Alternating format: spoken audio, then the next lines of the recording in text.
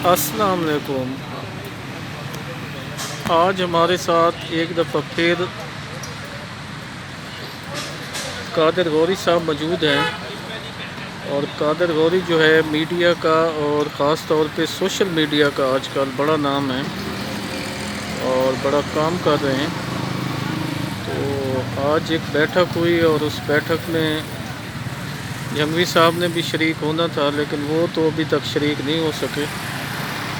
लेकिन कादिर और हम जो है ना मौजूद हैं। कादिर, क्या सूरत हाल है इस्लामाबाद की? क्या हो रहा है, क्या चल रहा है? इस्लामाबाद में हर दूसरा बंदा बीमार हो गया है। वो कैसे?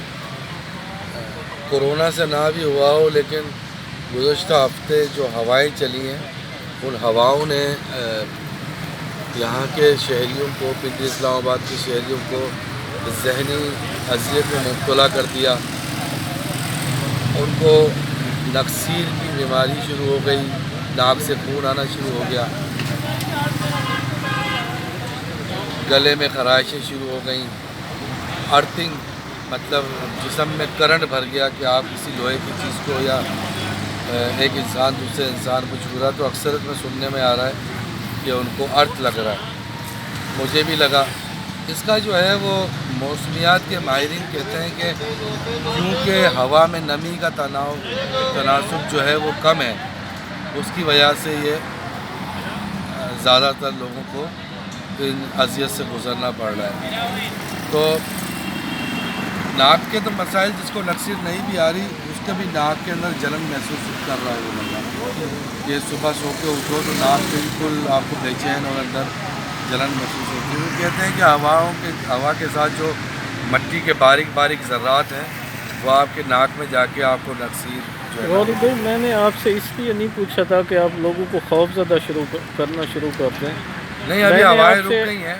अच्छी अच्छी बातें के लिए, लोगों को ज़िंदगी से जुड़त के लिए पूछा था। आपने तो फिर मौत का मंजर ही पेश करना शुरू नहीं, कर मौत का मंजर नहीं है, लेकिन लोगों को आगाह तो करना है ना, क्योंकि अभी ये जो मौसम चल रहा है ये पोलन एनर्जी का भी चल रहा है। बाहर का मौसम है इस वक्त। शेख रशीद साहब कहते हैं कि यार इसका एक ही इलाज है कि इस मौसम में बंदा इस्लामाबाद छोड़ के चला जाए, और कोई दूसरा इलाज है नहीं इसका। क्योंकि यहाँ जंगली शहतूत के जो दर्द लगे हैं, मुबैना तौर पे कहते हैं कि उन्हीं की वजह से पोलन एनर्जी आती है। तो सांस के मरीज़ों के लिए वैसे ही इस्लामाबाद इस मौसम में ख़राब हो जाता है। तो इसमें डराने की बात नहीं है, लेकिन ये आगाही तो देनी होती है ना, तो मैं आगाह कर रहा हूँ। अच्छा, आगाह हो गए। कल वज़ीर आज़म साहब ने जो है ना एक खिताब किया है, लाइव कॉल्स ली हैं और बड़ा उनका फिर उन्होंने एक दफ़ा कहा है कि घबराना नहीं।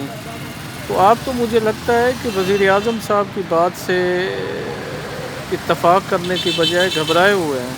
नहीं नहीं, मैं बिल्कुल भी नहीं घबरा रहा। वो हमारे मुल्क के वज़ीर आज़म हैं, वो जिस दिन बोलेंगे कि हाँ अब घबराओ, तो उस दिन हम घबराना शुरू कर देंगे। और वो उस दिन का ख़ुद भी इंतज़ार कर रहे हैं। जब उन्हें स्टेटमेंट बोलेगी कि भाई आपकी छुट्टी है, तो वो उस दिन बोलेंगे आवाम को, आओ भाई घबराते हैं, सड़कों पे आते हैं, जब उनके सर पे पड़ेगी। तो चीनी का हुकूमत कहती है कि 80-85 रुपए किलो होगी, यहाँ 110 से कम नहीं आ सकती। ये क्या धंधा हो रहा है, क्या काम हो रहा है?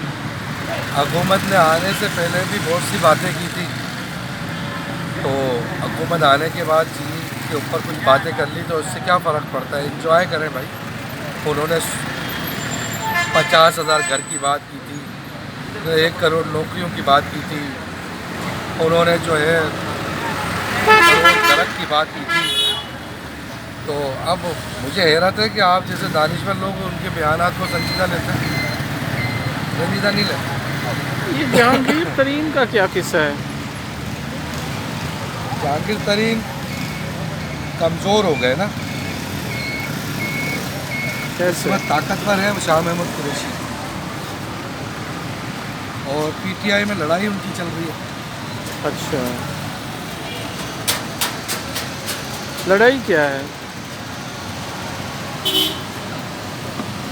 आपके सराइकी इलाके के लोग हैं दोनों, वो दोनों बादशाह हैं। तो अपने बादशाह बनने से ज़्यादा अपनी बादशाहत की हिफाजत करना ज़्यादा ज़रूरी होता है। इन्होंने तो जहांगीर तरीन को पंजाब असम्बली का जो है वो मेंबर तक नहीं बनने दिया। अगर वो बन जाते तो वज़ीर आला फिर वही होते। जहांगीर तरीन का मसला नहीं है, कल शाह महमूद कुरैशी नज़रों से उतर गए तो जहांगीर तरीन दोबारा इमरान खान की नज़रों में चले जाएंगे। और ये इमरान खान का भी कोई इसमें अमल दखल है नहीं। जहांगीर तरीन जो है वो शाह महमूद ज़्यादा करीब है इमरान खान के लाने वालों के साथ, इस वजह से। तो लोग अब चीनी खाना बंद कर दें।